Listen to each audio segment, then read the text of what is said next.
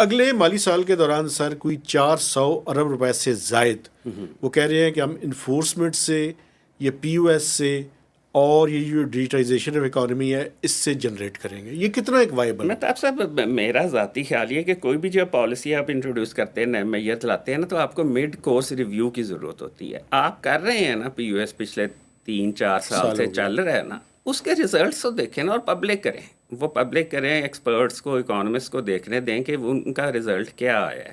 اگر تو ان کا رزلٹ اتنا انکریجنگ ہے کہ اس کو ہم اور بہت زیادہ بڑھا کے کرنا چاہتے ہیں تو بالکل کریں، بالکل کریں. لیکن اگر ان کا رزلٹ ٹھیک نہیں آیا اور ڈسرپشن آپ نے زیادہ کاز کی ہے تو پھر اس پہ اس پالیسی کو ریویو کرنے کی ضرورت ہے نا. یہ ساؤنڈ پالیسی میکنگ کے اصول ہیں، کسی بھی ٹیکسٹ بک میں سے مل سکتے ہیں. لیکن سر وہ پوری طرح سے اس ملک کے اندر یہ جو پی او ایس مشینز ہیں وہ نہ تو پوری طرح سے اس پروجیکٹ کو پراپرلی ایگزیکیوٹ کیا گیا ہے جی، اور وہ ہے بھی بڑا لمیٹڈ. میرے خیال میں 11,000 یا 15,000 ٹوٹل ہے. میں آپ کو بتاتا ہوں اس میں کچھ اسٹرکچرل پرابلمز ہیں. آپ نے یہ بنایا 2-3 سال پہلے اسلام آباد کی حد تک جو ہے ریسٹورنٹس پہ ٹیکس، کہ اگر کوئی کریڈٹ کارڈ کے ساتھ پیمنٹ کرے گا تو اسے 5% سیل ٹیکس دینا پڑے گا. ابھی بھی ہے سر جی. ٹھیک ہے نا جی، ابھی بھی ہے. لیکن اس کا نتیجہ آپ نے کیا کیا؟ اس کا نتیجہ آپ نے یہ کیا کہ وہ جس اماؤنٹ پہ وہ ریڈیوس ٹیکس دے رہا ہے سیل ٹیکس کا، اس سے کورسپونڈنگ جو ان پٹ ٹیکس ہے